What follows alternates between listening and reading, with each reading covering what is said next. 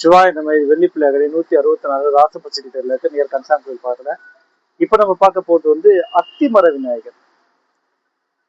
உலகத்திலேயே ரொம்ப சிறப்பான விநாயகர்ல நிறைய விநாயகர் இருக்காங்க. அதுல முக்கியமான விநாயகர்ல வில்வ மரம், அத்தி மரம், வன்னி மரம், எருக்க மரம், இந்த 4மே ரொம்ப விசேஷம். இது அத்திமர விநாயகர், ரொம்ப ரொம்ப விசேஷமான விநாயகர்ல இவரும் ஒரு விநாயகர்.